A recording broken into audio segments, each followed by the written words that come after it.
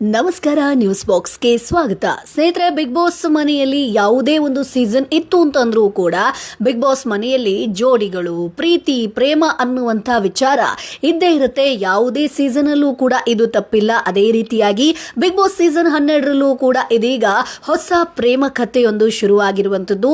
ಸೂರಜ್ ಹಾಗೆ ರಾಶಿಕಾ ಅವರ ನಡುವೆ ಪ್ರೀತಿ ಶುರುವಾಗಿದ್ಯಾ ಅನ್ನುವಂಥ ಒಂದಷ್ಟು ಚರ್ಚೆಗಳು ಸೋಷಿಯಲ್ ಮೀಡಿಯಾದಲ್ಲಿ ನಡೀತಾ ಇದೆ. ಇದಕ್ಕೆ ಸಂಬಂಧಪಟ್ಟಂಗೆ ಸೂರಜ್ ಅವರು ಕೂಡ ರಾಶಿಕಾಗೆ ಐ ಲವ್ ಯು ಅಂತ ಹೇಳ್ತಾರೆ, ಆಕೆ ನಾಟ್ ಇಂಟ್ರೆಸ್ಟೆಡ್ ಅಂತ ಹೇಳ್ತಾರೆ.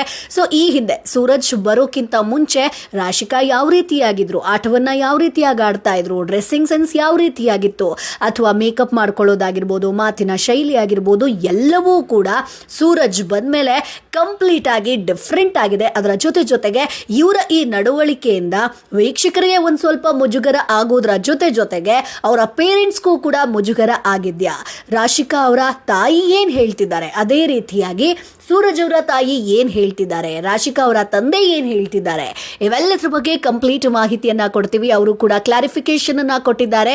ಇವೆಲ್ಲದ್ರ ಬಗ್ಗೆ ಮಾಹಿತಿಯನ್ನ ಕೊಡ್ತೀವಿ. ಅದಕ್ಕಿಂತ ಮುಂಚೆ ನಮ್ಮ ಚಾನೆಲ್ ಅನ್ನ ತಪ್ಪದೇ ಸಬ್ಸ್ಕ್ರೈಬ್ ಮಾಡಿ.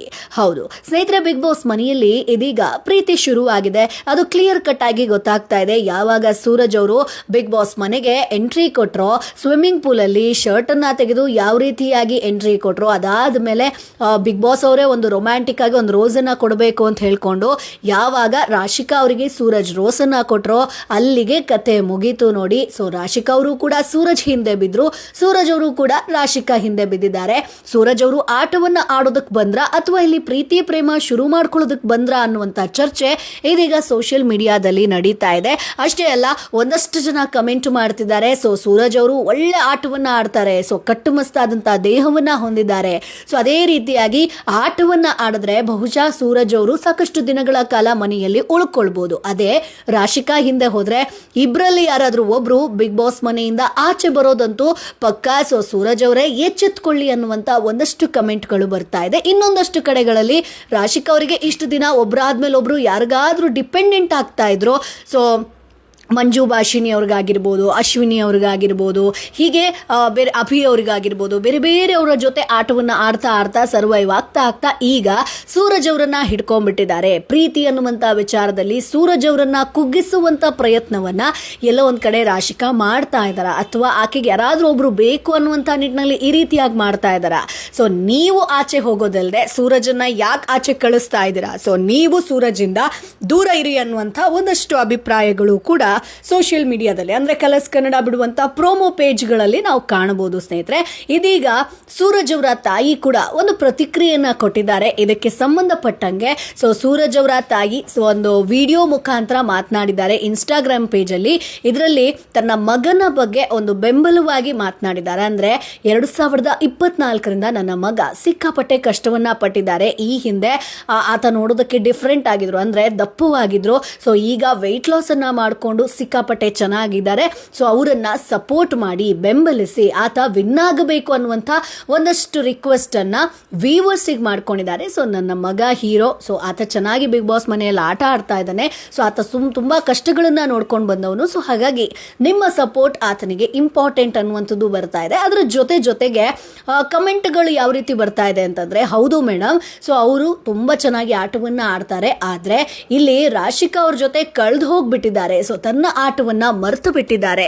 ಸೊ ಸ್ವಲ್ಪ ಅವರಿಗೆ ಕಿವಿ ಹಿಂಡುವಂತ ಕೆಲಸವನ್ನ ಮಾಡಿ. ಇಲ್ಲ ಅಂತಂದ್ರೆ ರಾಶಿಕಾ ಅವ್ರು ಹೋಗೋದಷ್ಟೇ ಅಲ್ಲದೆ ಸೂರಜ್ ಅವರು ಕೂಡ ಬಹುಬೇಗನೆ ಬಿಗ್ ಬಾಸ್ ಮನೆಯಿಂದ ಆಚೆ ಬರ್ತಾರೆ. ಯಾಕಂತಂದ್ರೆ ಒಂದೇ ವಾರದಲ್ಲಿ ಪ್ರೀತಿ ಶುರುವಾಗೋದಕ್ಕೆ ಹೇಗ್ ಸಾಧ್ಯ ಇದೆ, 3 ದಿನದಲ್ಲಿ ಒಬ್ರನ್ನೊಬ್ರು ಕಣ್ಣಲ್ಲಿ ಕಣ್ಣಿಟ್ಟು ನೋಡೋದಂಥದ್ದು ಹೇಗಿದೆ, ಹೇಗ್ ಸಾಧ್ಯ ಆಗುತ್ತೆ.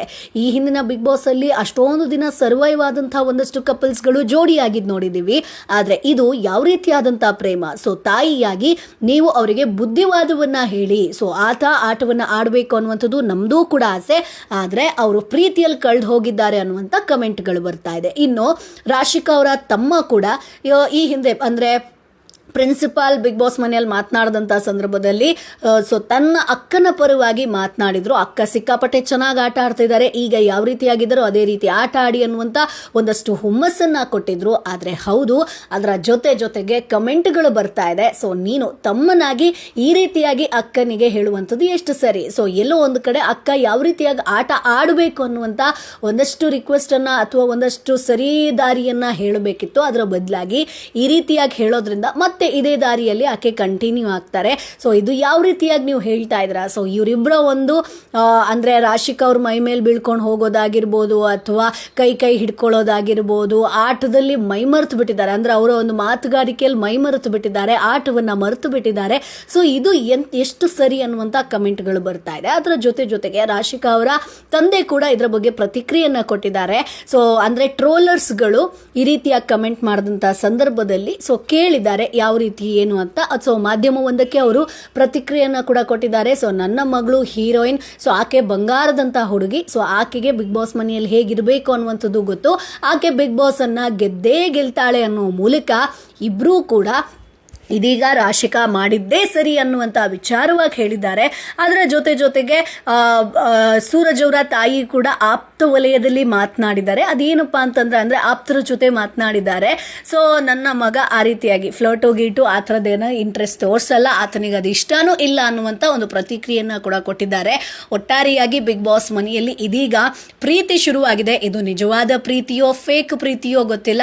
ಒಟ್ಟಾರೆಯಾಗಿ ಕಂಪ್ಲೀಟ್ ಆಗಿ ರಾಶಿಕಾ ಬದಲಾಗಿರುವಂಥದ್ದು ನೀವೆಲ್ಲರೂ ಕೂಡ ನೋಡ್ತಾ ಇದ್ದೀರಾ. ಮಲ್ಲಿಗೆ ಹೂ ಮುಡ್ಕೊಂಡು ಚೆನ್ನಾಗಿದೆಯಾ ಅಂತ ಕೇಳೋದು, ಅಥವಾ ಸಾರಿ ಉಟ್ಕೊಂಡು ಬಂದು ಚೆನ್ನಾಗಿದೆಯಾ ಸೂರಜ್ ಅಂತ ಅನ್ನುವಂಥದ್ದು, ಕಾಂಪ್ಲಿಮೆಂಟ್ ಕೊಡು ಅನ್ನುವಂಥದ್ದು, ಅಥವಾ ಪ್ರತಿನಿತ್ಯ ನನ್ನ ಹತ್ರ ದಿನ ಇಂದು ಇಷ್ಟೊತ್ತು ಮಾತನಾಡು ಅಂತ ರಿಕ್ವೆಸ್ಟ್ ಮಾಡೋದಾಗಿರ್ಬೋದು. ಸೊ ರಾಶಿಕಾ ನಿಜವಾಗಿ ಆಟವನ್ನು ಆಡ್ತಿದ್ದಾರಾ ಅಥವಾ ಮೈ ಮರೆತು ಬಿಟ್ಟಿದ್ದಾರಾ ಅನ್ನುವಂಥದ್ದು ಕೂಡ ಬರುತ್ತೆ. ಸೊ ಸ್ನೇಹಿತರೆ, ಇದರ ಬಗ್ಗೆ ನಿಮ್ಮ ಅಭಿಪ್ರಾಯ ಏನು ಅದನ್ನ ಕಮೆಂಟ್ ಬಾಕ್ಸ್ ಮೂಲಕ ತಿಳಿಸಿ. ನಮ್ಮ ಚಾನಲ್ ಅನ್ನ ತಪ್ಪದೇ ಸಬ್ಸ್ಕ್ರೈಬ್ ಮಾಡಿ.